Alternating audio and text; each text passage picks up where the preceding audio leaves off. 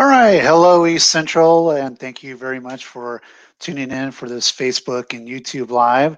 Normally, Superintendent Toscano would be here with me, but we have some other special guests instead. And so I'll introduce them in just a second. My name is Brandon Oliver. I'm the Director of Marketing and Communications for East Central. And then I have three very important guests with me, and I'm going to bring them on right now. And we have Lauren, Christina, and Elizabeth, and we're talking GoCenter, and we're talking financial aid.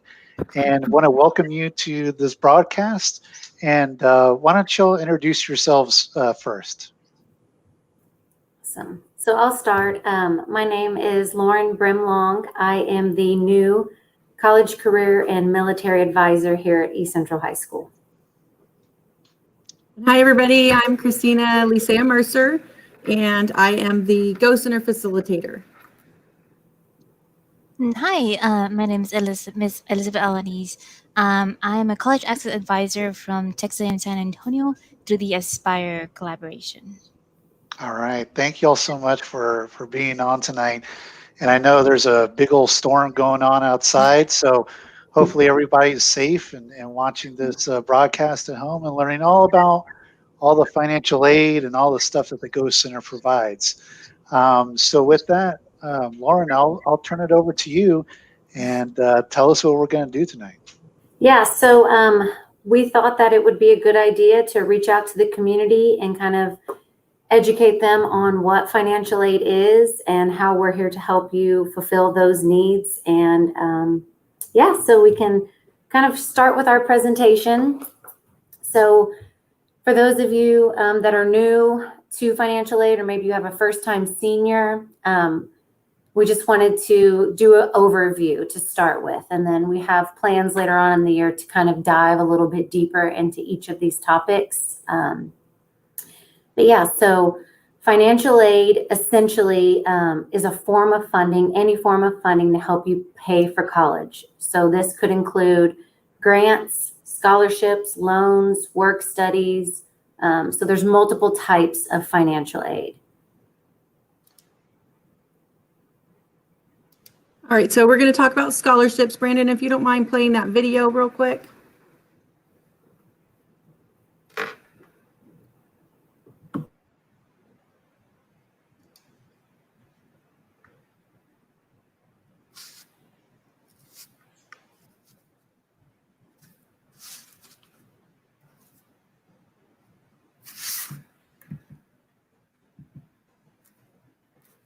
I'm not sure why it's not playing, but I'll just kind of talk while he's getting that. Scholarships is an award of financial aid for students to further their education at public post-secondary college, universities, or any other academic institution. Basically, we just kind of wanted to give you some information about what scholarships are. And scholarships basically are available through universities and private organizations. We got the video. Let me try it one more time. I can hear it on my end, but let me know if you can't hear it. Meet Joe. He's your typical high school student. Like most ambitious students, Joe wants to go to an Ivy League college. However, college education is very expensive these days, and not many students can afford it. Joe explained his financial situation to his guidance counselor, Mr. Wilson, who advised him to apply for a scholarship. A scholarship is financial aid provided to students. Some students get a scholarship because they are great in academics or excel in sports. These are called merit-based scholarships. There are some scholarships that are given to students who are not so well-to-do economically. These are called need-based scholarships. In addition to these, there are also student-specific scholarships which are given out depending on the race, gender, medical history, and many such student-specific factors. For example, the Gates Millennium Scholars Program is a minority scholarship funded by Bill and Melinda Gates for excellent African American, American Indian, and Latino students who enroll in college. Career-specific scholarships are scholarships that are given out to students pursuing a particular career. Many schools in the United States give future nurses full scholarships to enter the field, especially if the student intends to work in a high-need community. Finally, we have the college-specific scholarships.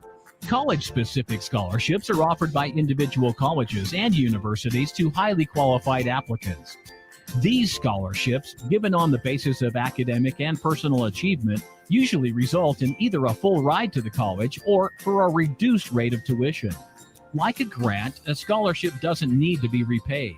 So, what's the best way to get a scholarship?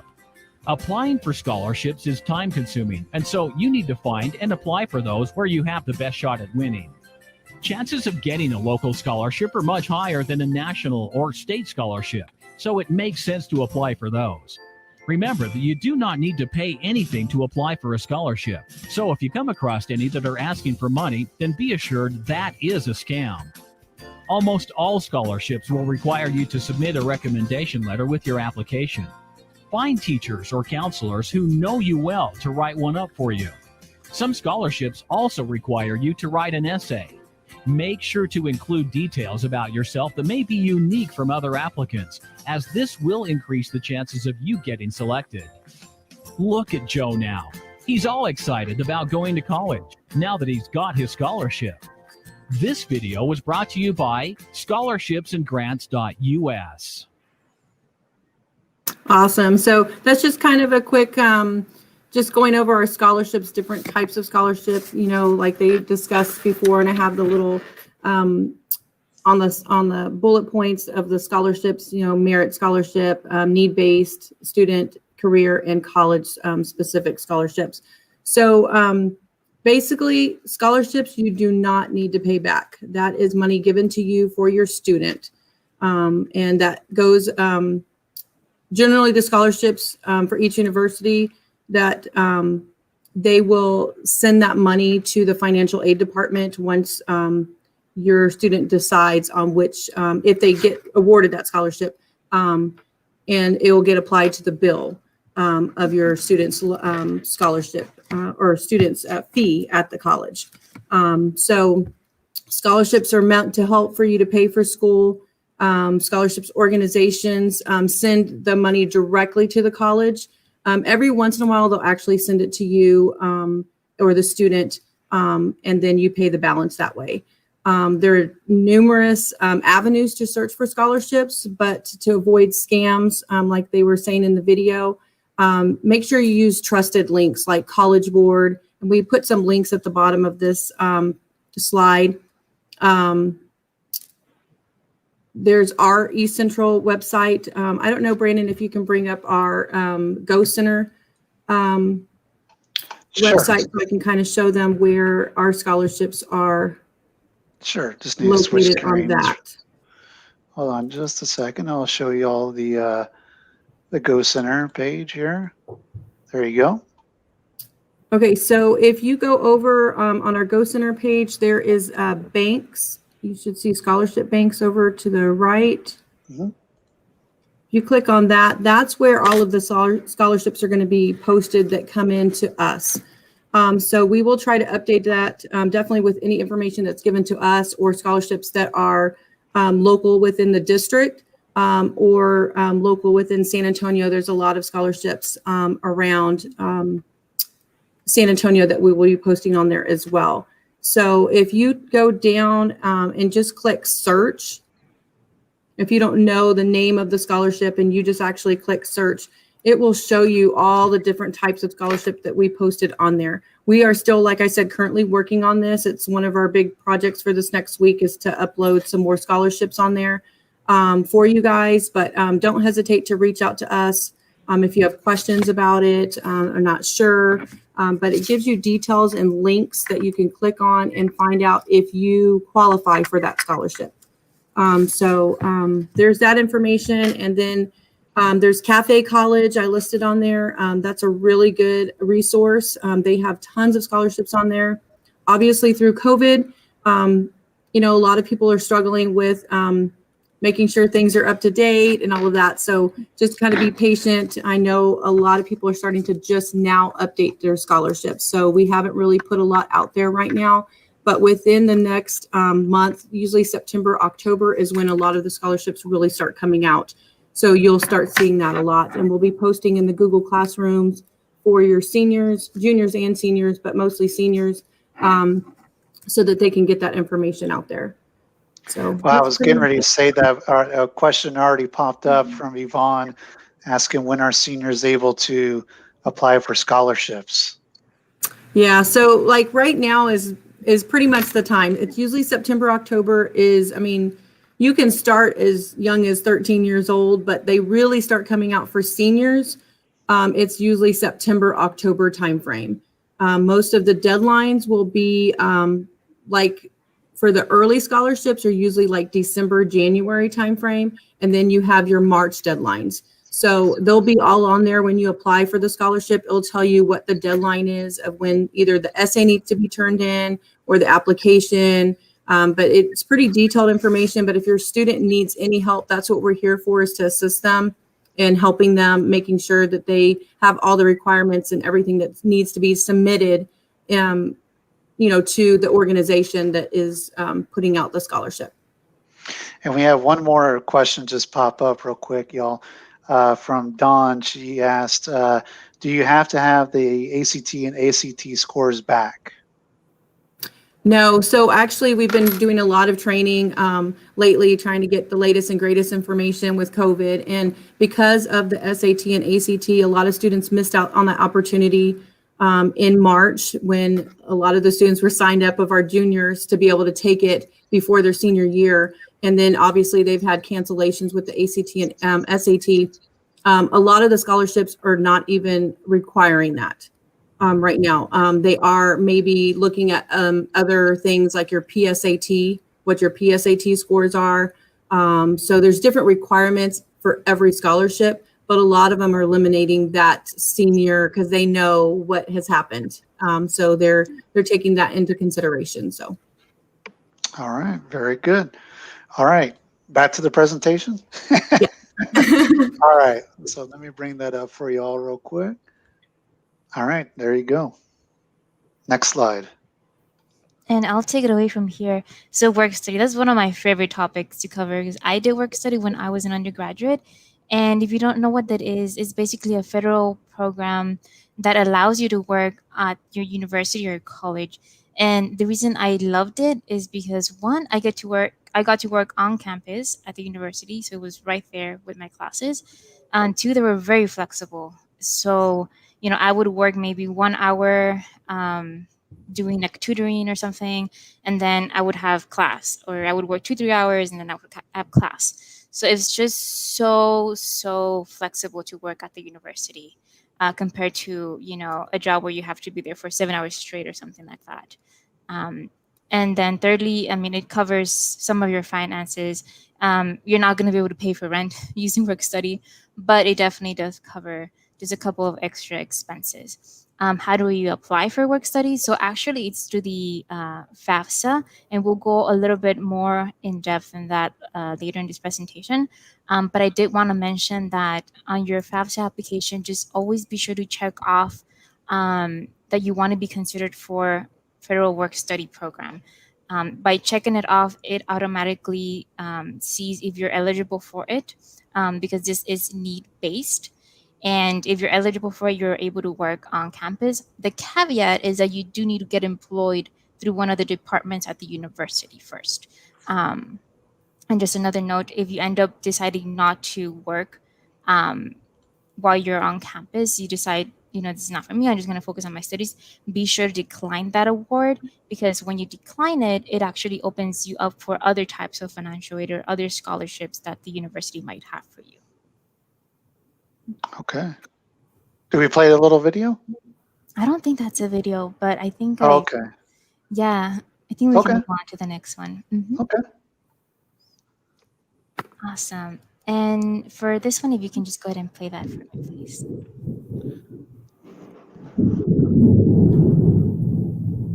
Or for this one, play the video?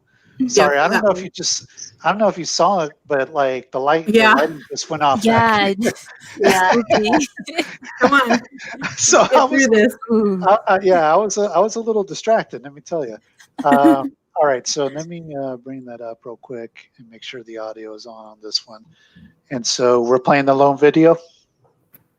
Yes. Okay. All right, here we go. Paying for college isn't always straightforward. There are are many ways students and their families pay for college, including scholarships, grants, and family college savings. And even though some institutions may provide financial assistance, federal and private student loans can help families cover the cost of college that other financial aid does not. In fact, 70% of U.S. college students borrow money to help pay for school-related expenses. Before we get into how student loans work, let's answer the basic question: what is a student loan? The simplest definition: a student loan is money that you borrow to help pay for school with the agreement that you'll pay that money back in the future. When you pay back a student loan, you pay it back with interest. Your interest rate will depend on the type of student loan you get, federal or private. If you're exploring student loans, your first option should be federal loans in the student's name. These come from the government and have low fixed interest rates. To access federal loans, you'll need to fill out the FAFSA. Private student loans come from banks, private lenders, and other financial institutions. They typically offer both fixed and variable interest rates, which are determined by a credit and income review. Once you take out a student loan, the money will be sent to the school to help cover college expenses like tuition or room and board. Repayment, or paying back your loan, varies based on the type of loan and terms. Federal student loans are typically designed to be paid off within 10 years after graduation, while private student loans may differ based on the lender's terms. Once your loan enters payment, you'll make a monthly payment for each student loan you borrow. If you have any questions along the way, you can always ask your school's financial aid office or speak to your lender directly about any private student loans. To learn more about student loans, visit collegeavstudentloans.com/resources. Awesome, thank you.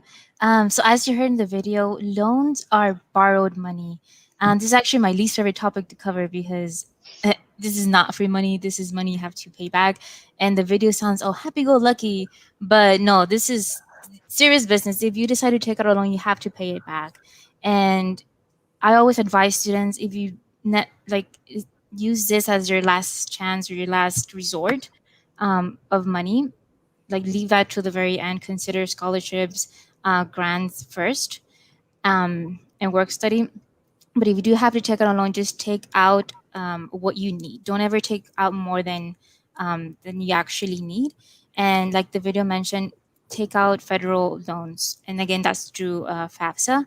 And I will suggest to do subsidized loans, because subsidized loans, you won't be accruing interest while you're in school. It doesn't kick in until after you graduate. So if you have to do a loan, do subsidized for sure. Yeah. Or just don't do loans at all, as much as you can. Yeah. I speak from experience. It took me over like 10 years to pay off my loans. So, Ditto. I mean, sometimes we're in a very rough situation. I know there's like emergency loans where maybe your financial aid hasn't come in yet and you have to like do one of those. But there's definitely other ways to pay for college. For example, you can even do payment plans with a university to be paying per month instead of having to pay one big bulk of money at one time. So there's definitely other options to go before doing loans. All right. Now we're talking grants. Now we're talking grants. Yeah, so this is, and I'll just go ahead and speak. This is just definitely free money. And I have on there that generally does not have to pay back. The reason that we have that on there is because if, for example, you're in school, you're doing full time, and then out of nowhere you start doing part time, that some of that money that got paid towards your education, they might take it back because you're not meeting certain requirements. So if your GPA drops, if you take out some hours, like you're going from full time, you go to part time, or maybe from part time you go under part time, then that's when it starts affecting your loans. So it's not that you have to pay them back. It's just if you are not meeting certain requirements, then that money gets taken away from you, essentially. But grants, for the most part, those come through the FAFSA application. There are a couple of private grants that you could apply to. kind of like scholarships, but for the most part, you do go through through FAFSA. And if you could go to the next slide, these are just a couple of examples of grants that are available. It's just a visual. If you do want more information on each one, we will have this PowerPoint available so you can click through each one. And just one thing that I do want you guys should keep in mind is that with grants, some of them are need-based, but some of them is just dependent on your situation. For example, the last one under state grants, it's the tuition equalization grant. That's actually given to students who are in private universities. They kind of want to level the playing field because private universities are super expensive. So they want to level that playing field a little bit. So it really just depends on the conditions of the grant, like some, again, need or just certain situations. Okay. FAFSA. FAFSA. The big Woo! one, yes. Okay, so I don't know if you want to go ahead and play the video, and then I'll speak a little bit about after the video. Sure, here we go. If you're interested in financial aid for college or career school, you're going to need to fill out the free application for Federal Student Aid, or FAFSA. It takes most people about 30 minutes to complete online, and the best part, it's 100% free, and it provides you with access to grants, loans, and work-study funds from the federal government. And many colleges and states use FAFSA information to provide their own college or state financial aid. Before you fill out the FAFSA, it's a good idea to create your FSA ID, a username and password that lets you electronically sign your FAFSA and gives you access to various websites related to federal student aid. And here's an important tip. If your parent is providing information on your FAFSA, he or she will need his or her own FSA ID. Visit studentaid.gov/FSA ID for more information. Your FAFSA can be completed online at FAFSA.gov, and help is provided throughout the online application process. You will need to fill out the FAFSA each year you are in school because your financial situation may change. Plus, you may be able to automatically transfer your tax data from the IRS, making the application even quicker to fill out. Each state and college or career school sets its own deadline for the FAFSA, so it's best to get it done early. Since some of the funds are available on a first-come, first-served basis, you don't want to miss out. Now that you know about the FAFSA, you might be asking, well, how much money will I get? Your college or career school will do the math, and there's a simple formula that they use. First, the college takes your cost of attendance, which is the total amount it will cost you to go to that school. Your cost of attendance will vary from school to school. Then, the college subtracts your expected family contribution, or EFC. Your EFC is based on information provided in your FAFSA and will not change based on the school you attend. However, the EFC is not necessarily the amount of money you will have to pay. Basically, your cost of attendance minus your EFC equals your financial need. Your college uses your financial need and other information to determine how much financial aid you can receive. See? Pretty simple. If you have questions or need more information, please visit studentaid.gov. All right. Awesome. Okay, so everybody's favorite. So free application for federal student aid, that's what FAFSA stands for. It's one of the most important steps for applying for college. Even if you feel that, oh, we make too much money, you know, my student's not going to get, they're not going to qualify for it. It's still very highly recommended that you do it, because if, just say you do not qualify for it, when your student actually applies for the college, just to say Texas A&M, College Station, and they go, you don't qualify for it, but because you were denied, that school, university is going to actually look at what they can do to help you. So it's very important that regardless of whether you qualify or not, that you fill it out. That's going to help the financial aid department at that university be able to help you come up with some money and support your student as well. October 1st is the day, the big day that it opens up. So this is where we have 2 weeks, literally 2 weeks. So maybe 3 weeks. Is it 3 weeks? 2 weeks. Oh my gosh. Before it opens up, and this is where you need to start getting all your paperwork together, your taxes, W-2s, any kind of tax documentation, start getting it ready. Your student can actually start creating their ID number. And if you don't have one, you need to create yours. And if you do have one from the past, you need to try to figure all the passwords out and your login information and try to get everything reset. But we'll talk about that here in a few minutes, the things that you will need to bring. The financial, while deadlines for each school, the federal deadline is June 30th, but schools often establish a priority filing deadline dates, which is usually December 1st, and that's for most universities. Because in order to admit your student into college and for them to be approved, they need to see all of that information as well. So you want to try to get it done as soon as possible. Like I said, it opens up October 1st. You don't want to wait till December, January. You might as well get it out of the way. We're going to be here to help you guys and support you through that process. So we're super excited about that. That's pretty much all I have. I don't know. Does anybody else need to tag me up on that? I'll follow up on the next slide. I'll kind of cover some of those.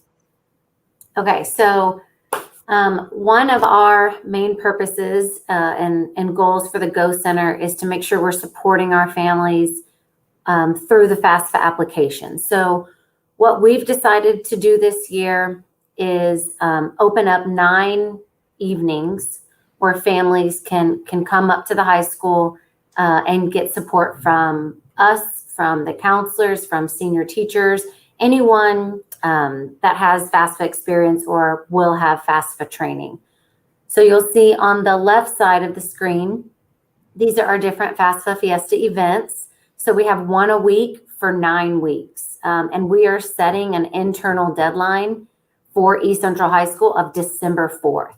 So we would like to have as many of our 777 seniors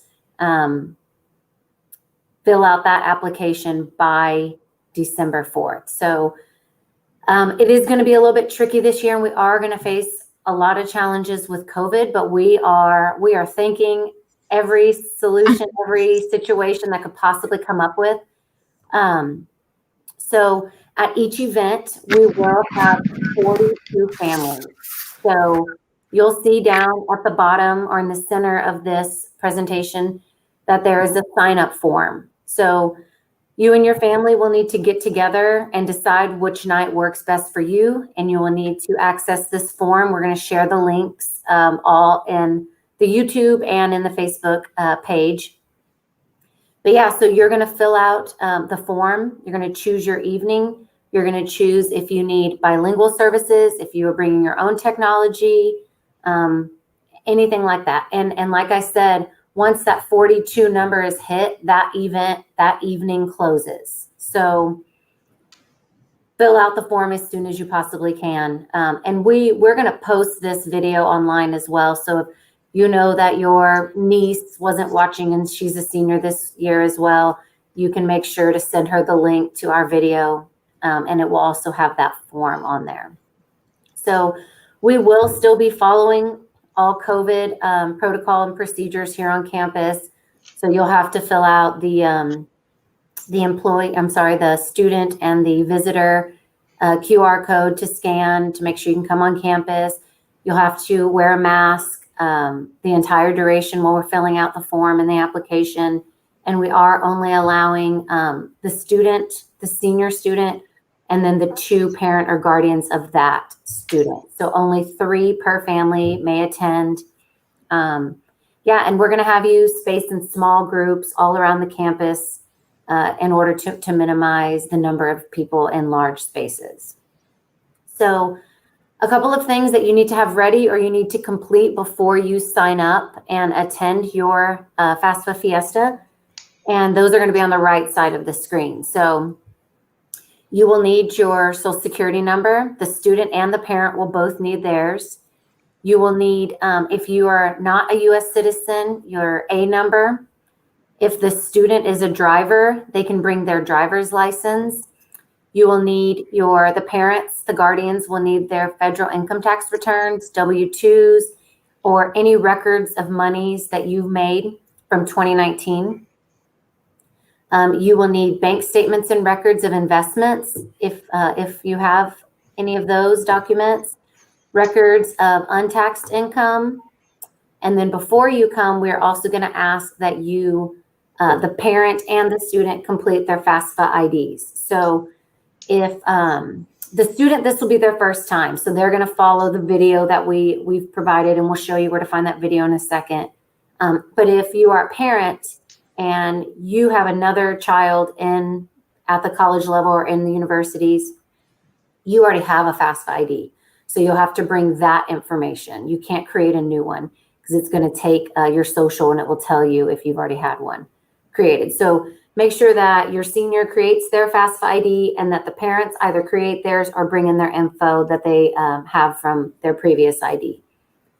And then you're going to want to have an email on hand. So you do not want this to be your ECHS email, because once you graduate and you need to fill out FAFSA each year of college, your ECHS email is going to vanish after a couple of months after you graduate. So we are here for questions. We know that this is a lot and this can be very overwhelming, especially with the fact that we're limiting the number of people that are able to attend each night. So we're going to give you our contact info at the end of this, and we're here. We're answering between the three of us, morning, noon, and night. So we're definitely here to help. And then Brandon, can you please pull up our GoCenter website? I'd like to show our families where they can find our videos that we're creating for them. Sure. Let me just bring that up real quick. Real quick, while he's bringing that up, I just wanted to mention, if a student actually worked in 2019, they also need to bring their taxes, not just the parent, it's also the student. Awesome. Thank you. No problem. So you'll see down at the very bottom on the left side that we have a video database. So in this database, anything that comes out of East Central that's current and we feel is important, we will log here. So we have at the top how to create a FAFSA ID. So that is a how-to video that we've kind of cross-referenced. We borrowed it from a university, I believe, and it's a good video. So we thought it would help our families. This video that we're recording tonight will be populated here as soon as we get the link, and anything else that we feel our families need as a resource. If we can't find it, we will create it. But this is definitely a good friend to have and a good resource to utilize for our families. All right. And who said Fiesta was canceled in San Antonio? Exactly. You know, there's a whole Bring it back. FAFSA. Yeah, we have 9 of them this year. So, and I do see that there are some questions in the bank, but there's a lot of people. You have some people in there answering, so that's good. Go That's see our team. We appreciate it. We've got quite a few in there, and they're helping us out tonight. All right, let me bring back up your presentation. Just want to make sure. There we go. All right. So how can I fill out a FAFSA? Awesome. So there are multiple ways. So like we just said, you can come on campus. You can fill out that form, come one of our FAFSA Fiesta nights. You can also look at our how-to videos and the GoCenter website like we just showed. You can also contact us if you want to create a one-on-one appointment with one of us in the GoCenter. We have our calendars. We're trying to open those up as much for families, October, November, to be able to help our families one-on-one with that. So there's multiple ways. Obviously, a lot of people like it can be an intimidating application. So a lot of people like that guidance. So unless you feel comfortable doing it on your own, we're offering many avenues between the FAFSA Fiestas or one-on-one appointments. And even if you don't want to come in and you want to schedule a virtual appointment with us, we can make something work with that as well. All right. Yeah, that was one of the questions actually in the chat was, what if I don't feel comfortable going to one of the Fiestas? But yeah, you can do them at home, or you can set up an appointment. So there you go. You have some other options there if you cannot make one of the Fiestas. We're trying to think of everything we possibly can. That's right. All right, Yes. FAFSA information. So we mentioned this stuff before, but we definitely want to remind as much as possible. So FAFSA does not open officially until October 1st. There is a app that you can also download on Android and on Apple, on iPhones, but that you cannot download that until September 29th. So that way it's up-to-date information. So those are very important dates. You cannot fill out the application prior to that, but you can create your FAFSA ID. So again, the student will have one FAFSA ID and the parents will have another one. And if you want to come on campus and you want to come to one of those FAFSA Fiestas, you will have to register for it. So unfortunately, because of COVID, we just have to make sure our students are safe, our teachers are safe, our staff is safe. So we're only allowing 42 per night, and it will be a registration process. So we'll be assigning rooms, we'll be assigning staff in each room. We have to make sure that, you know, we log the computers in, that we have enough sanitizers in those rooms.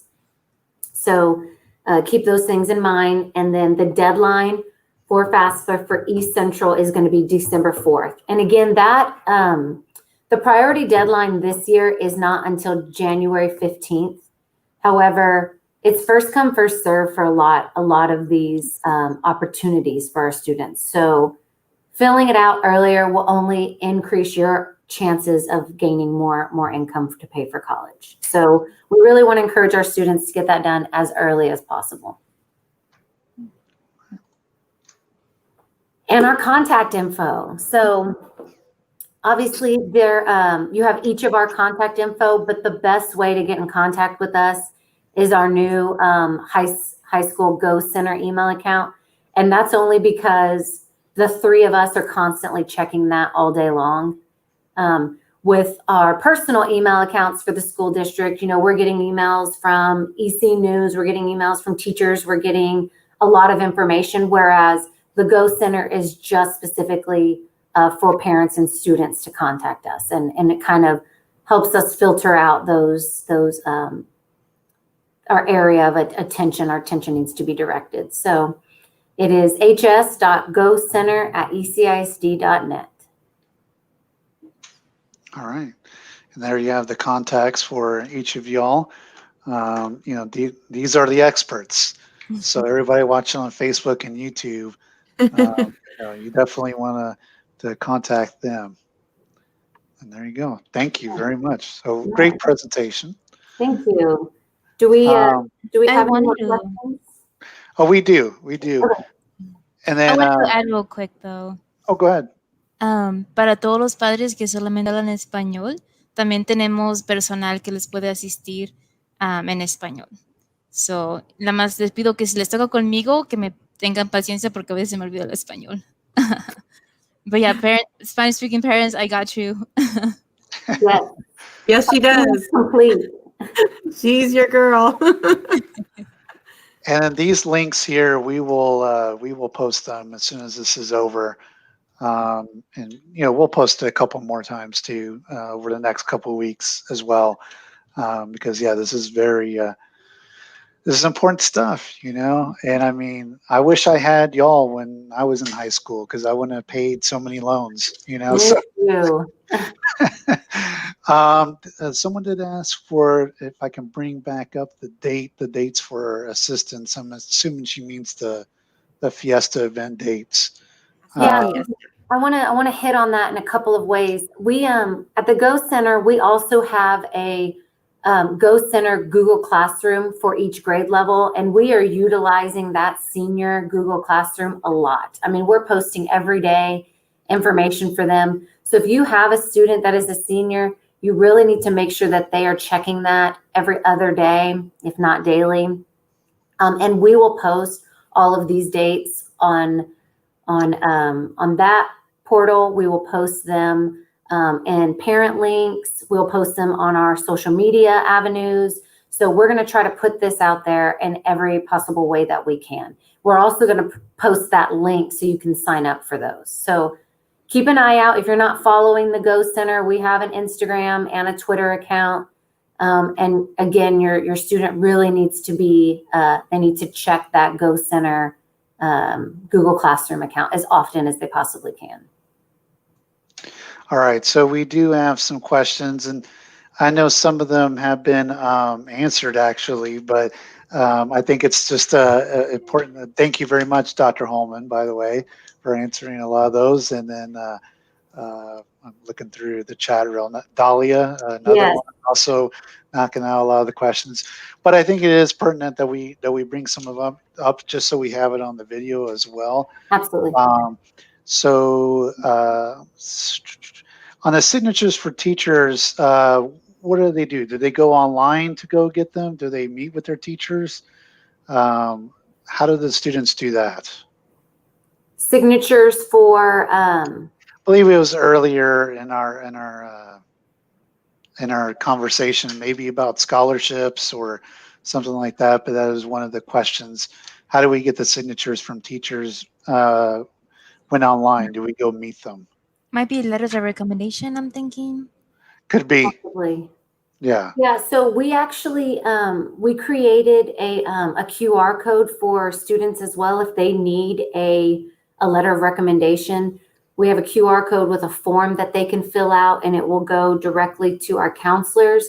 Now, we do advise that if you are asking your counselor for a letter of recommendation for scholarships or for Applied Texas, that you have a well-established relationship with your counselor. If not, you really need to be asking your teachers or coaches or any staff member that you have a developed relationship with, because they know you best and they can highlight what is amazing about you or about your child. And I wanted to mention that can definitely be done through email if you're doing doing remote learning. You can just email your teacher for a letter of recommendation and just give them at least 2 weeks notice before something's due. You do want to give them enough time to have time to give you a good letter of recommendation. Yeah. No, hey, I need this tomorrow at 8 o'clock. Yeah. The teachers are so busy, you guys. Yeah. They have a lot going on. And they might be able to pull it off, but it's not going to be anything very personal and stellar, right? Yeah. Right. Alice is more of a comment than a question. She said, thank you for providing a link for scholarships. I am a student part-time at UIW, and I have a student loan. It's difficult for me to find scholarships, so I appreciate you providing a link for my daughter. Again, if I had y'all, I would have saved myself so much money. Shirley Garcia, she just logged in. How can I help my daughter apply for the summer of 2021 or fall enrollment? So we are planning, this is our first Facebook Live, so we're getting the jitters out a little bit. But we are There's nothing to worry about. There's nothing to worry about. Yeah, you should have seen us earlier in the day. But yeah, we are planning on doing multiples. So we plan to have one a little more in depth about scholarships. We will have an Alamo Promise one once that hits the ground. And we will probably also do an Applied Texas to be able to help parents and families, especially if you're remote and you're not getting that face-to-face interaction. We really are going to try to put ourselves out there to help you out. But also, if you have, time or the energy to meet with us one-on-one or virtually, scheduling an appointment, I mean, we're here. We want to help in any way we can. And if the kids, they know how to log into Google Meets and Zoom faster than they can blink half the time. So logging in with your child to create a time frame with us or an appointment with us will definitely be beneficial. I also just that jotted my memory. We are planning on doing senior meetings. This is the first time the GoCenter will be doing something like this with every single senior this year. So between the three of us, we would like to meet with all 700 plus at some point between next week. We're starting them, and hopefully by March we can knock it out, just to talk to them about their future plans, if they filled out FAFSA, if they've completed their Applied Texas, if they're Alamo Promise, and make sure that they are getting the exposure and having those conversations on their future. And if they're military, if they're interested in military, if they're going straight into the workforce. I mean, those are all of our focuses, and we want to make sure that we're having those appropriate conversations with them. So I have a friend that asked me, and I mean, her student is like a freshman or sophomore. How soon should parents start planning for this? I mean, is there, a period of time? Should they wait till they're seniors or juniors? Can they start filling out? I love the head shaking. That's awesome. I mean, at what point do you fill out the FAFSA or you start thinking about this stuff? So a lot of it is directed towards seniors. FAFSA you cannot fill out until October 1st of your senior year. But you can start planning now what appropriate classes they should be in. Are they taking rigorous classes? And actually, Brandon, can you go to our GoCenter website again? Because we've really been working on it this year for the past month. We've completely revamped it, and we have a lot of information. And specifically, we have a timeline for each grade level and things that they should be doing. And if you will go to the college, and I think it's college readiness. It's super tiny on my screen, but I believe that's it. Yes, There you go. And that is, people can print it. You can check that off each year if you want to go through it with your child.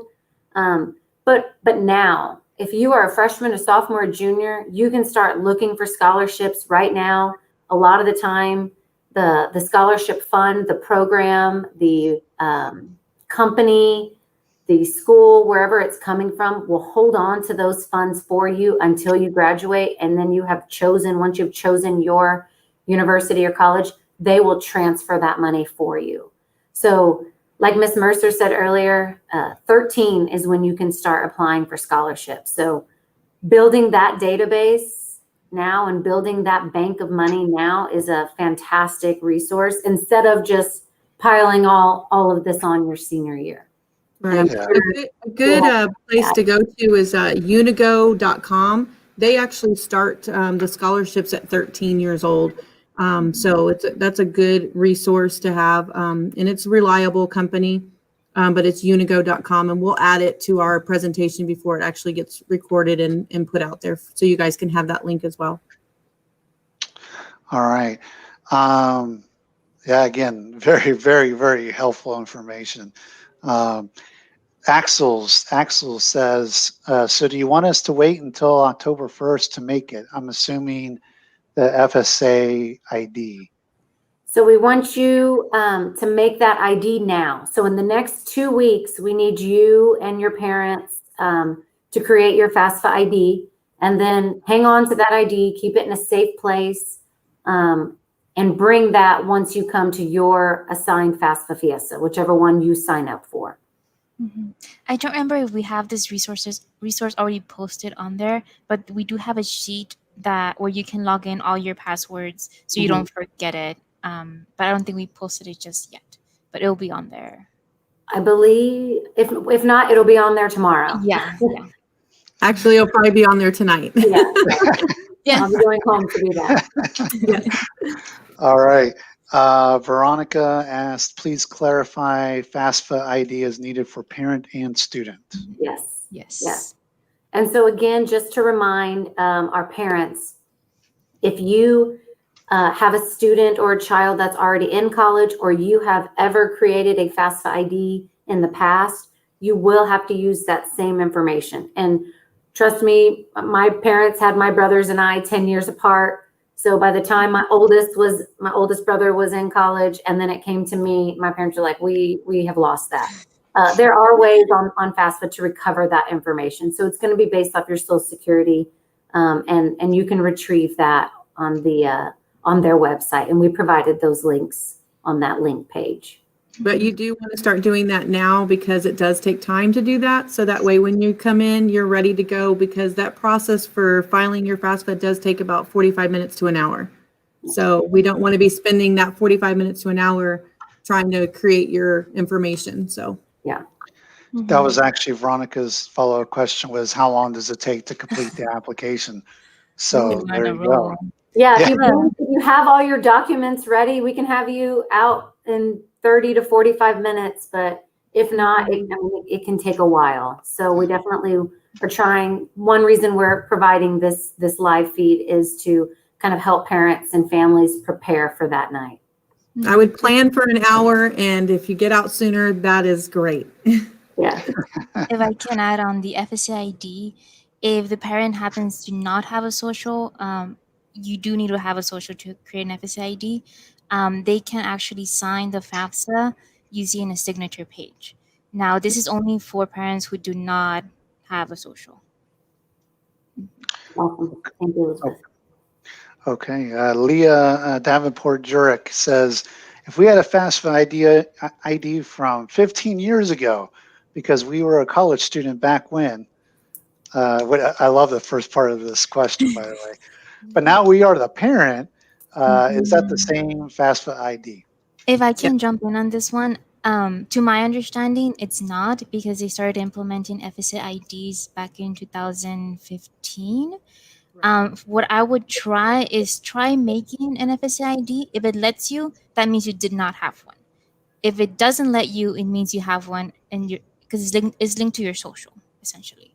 So I would try making one. If it lets you, great. If it doesn't, then you're gonna have to do a lot of digging to find that FSA ID. Mm-hmm. Yeah. Hopefully you remember your security passwords or phrases and answers. I barely even remember last week, let alone 15 years ago. It was your high school sweetheart. Carrie asked, this slide presentation on the GoCenter page, I'm looking for the form to set up an appointment. So it's not yet. We wanted to wait to launch this this Facebook Live event, and then we will put this presentation, and then we'll also probably, I know that the links will be uploaded to Facebook Live and to YouTube, but we will probably also put those links in the quick links on the right-hand side tomorrow or possibly tonight to make sure that you're able to access that link as soon as possible. Amy asked, do we have to fill out an application for each school our child is applying to? No, you do not. You do not have to. You just apply once, and on that application, when you're filling it out, you're allowed to send it to 10 different schools. So when we're filling it out, we will help your student or you. And if you're at home, there's a part, I believe it's under the student section where it asks for the colleges that they're going to be attending. And like I said, you can have up to 10. So you'll want to include any possibility of you going to that college on that application, because you don't want to have to go back and edit that application later. So put all the colleges that you possibly think that you're going to go to, whether it's a goal, and I'm not sure if financially we're going to be able to do it, but I would add them on there, because like I said, having to go back and edit that application is, it takes a couple of weeks, to do that. Mm-hmm. And I do want, go ahead, Elizabeth, go ahead. I just wanted to mention that we do want to make sure that everyone at least applies to one of the Alamo colleges. One of the things that we're working on is just having everyone trying to do the Alamo Promise, and it's a really good backup to have, to at least have it on there. I've got us up on my phone as well, and I see questions coming in, and I did see Stephanie mention, is it necessary for both mom and dad to create separate FAFSA IDs? And it's not. It's just one for the parents, and then one for the student. Yeah, one for one of the parents. Yeah, like it's for one account. Yeah. And they'll just sign with that one account. Yeah. Mm-hmm. Thank you for your question, Stephanie. Yes. Carrie asked, do we need to bring our own devices to the Fiesta meetings? So that is a great question. We will provide computers, desktop, in separate areas in computer labs, but we are also going to have the cafeteria open with some supports in there, and the library potentially. So if you have your technology and you feel more comfortable bringing that in, feel free to. You can bring in a laptop, you can bring in an iPad, or you can bring in your phone. And like I said, you can download that app, and you can have that ready. I mean, from what we've heard, the app is very user friendly. So You can bring your technology or you can utilize ours. So Amy has a bunch of questions from YouTube, so I'm gonna fire them away here. She says, "What is Apply TX?" Apply Texas. Elizabeth, did you want to go on that, or did you want me to?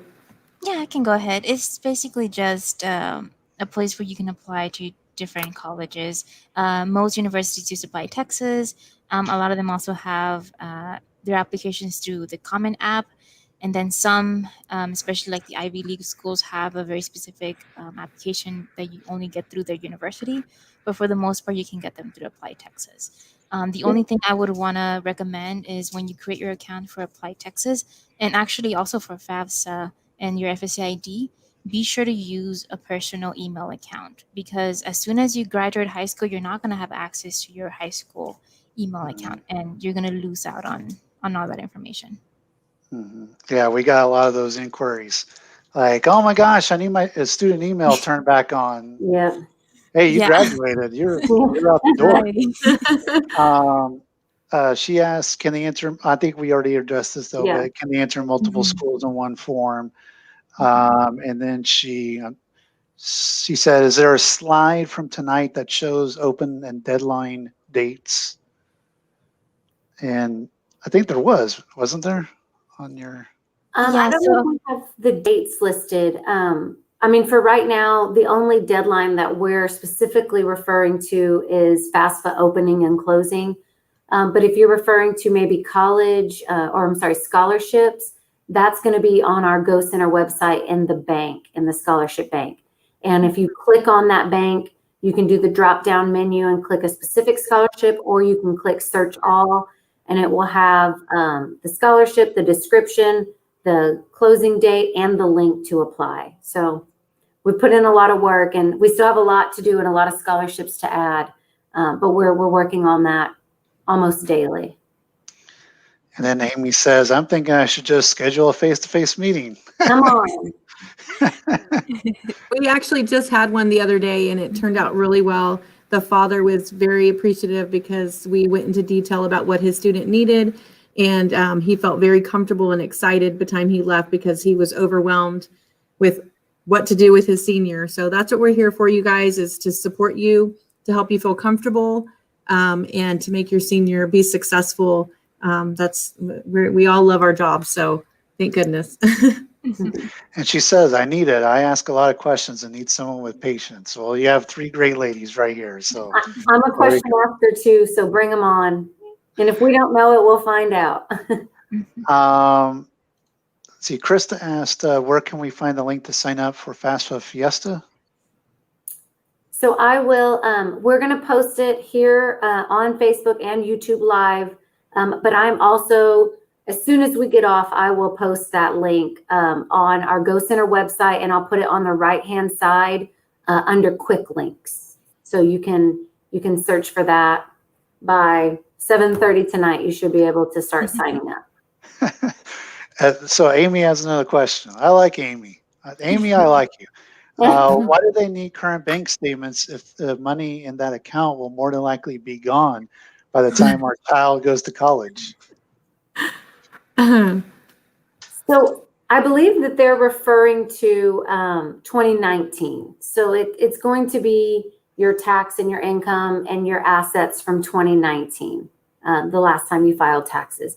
And we are very aware, with COVID being an uphill challenge, FAFSA universities, the country is aware that what you had on your tax form may not be what your current situation is, and I believe that they are going to, FAFSA being they, will follow up with more questions, or it's going to be an open dialogue this year. I mean, with everything we're doing, it's going to be ever changing and problem solving. So a lot of that we still are learning. We're attending trainings as often as we possibly can to get the up-to-date information. But, as schools open and schools close and companies open and close, and we kind of go through this roller coaster, things are evolving daily. So as we find the information, we will pass it on. But we will. If I can add, the best thing to do is after you've applied for FAFSA, and as soon as you know that your student is accepted into a certain university, reach out to the university's financial aid office, because they're the ones that are really going to be working with you to Mhm. provide the best financial aid package. Universities have a form that's called special circumstance or something around the lines of that, to where you can detail, I was affected financially by COVID or whatever it is. It might not even be COVID, it might have been another personal situation, but they do have that available for you to fill out and work with you. So we've hit an hour, so we'll just do two more questions. And I just want to clarify again, is it necessary for both mom and dad to create FAFSA IDs? No. Just one for Just the parent and guardians, one for the student. All right. And then Axels wants to know, so I'm guessing after this live stream, we should make our FAFSA ID. And is there any other recommendations? Yes. On the presentation, there was a list of things that you should start gathering. So from your social security cards or numbers to your bank statements for 2019 to your W-2s. If you drive, you can make a copy of your driver's license or just make sure you bring that in when you come. But yeah, there's a whole list of things that you need to have prepared for when you come to your FAFSA Fiesta. Actually, I want to bring that screen up one more time. Okay. Let's see. There we go. So yeah, there are a few things, yeah, to definitely make sure that you have. And as you said earlier, preparation is key, especially if you're asking how long does this take. So if you bring all these things and you're prepared, it's going to go by a little bit quicker, right? I mean, that's what we're saying. So, but there you go, Axels. There's everything you need to have right there. And also don't forget to fill out the form and pick the event which evening you're going to come. Yeah, don't just show up, right? Yeah, don't just show up. We won't be able to take you if you show up, because we're accounting for, a certain amount of people with COVID going on, and we've allotted for each room to be a certain amount of students in there with their parents, and so we can't take, if you're not on that list and registered, we apologize, but we're not going to be able to see you that night. You're going to have to reschedule for another night. And that is just strictly for safety reasons. We really have to follow that to make sure that we're able to support the families for future events. One of us can't come down sick. So yeah, fill out the form. Someone private messaged the Facebook. It said, does FAFSA help financially with Alamo Promise, or is it just one or the other? No, so with the Alamo Promise, you do have to fill out the financial aid or FAFSA. That is a requirement for the Alamo Promise. So even if you don't meet the requirements as far as getting FAFSA, being offered an amount, you still have to fill it out because it's a part of their process. So you'll do the pledge, and we'll get into all that in another video. You'll do the application, but you also have to fill out FAFSA, regardless if you meet the qualifications for it, because that just shows them where you stand financially with the money that they're going to be getting, either using the FAFSA or if they're going to be supporting you because you didn't meet the qualifications. So we'll get into that in another video, but yeah, definitely need to fill it out regardless. This isn't the last time you're seeing the GoCenter. Let's just say that. Yes. All right. We're excited. All right. So let's close this thing out. Ladies, anything you want to add as we end this broadcast? Keep an eye out on our website. It's www.ecisd.net/GoCenter. So we made that as user-friendly as possible. So really familiarize yourself with our website. And here in the next couple of minutes, I will post that sign up, that form for our families. And I just want to say, and I just want to say we're super excited about, working with all of your students. We absolutely love what we do, and that's why we're here, and we're excited to meet your seniors if we haven't already. But we're here to support you guys as well. So don't hesitate to reach out. You're not bothering us at all. Yeah, we love it when you reach out. Yeah, we get excited when we see student emails. Yeah. All right. So again, for everybody watching, this lives forever on our Facebook, and the YouTube link that you accessed in order to see this video, that stays up there forever as well. So I guess we'll call it for a night, and we'll see these ladies again. And thank you very much for your time, and we'll see you. Bye. Yes. Good night. Bye. Thank you.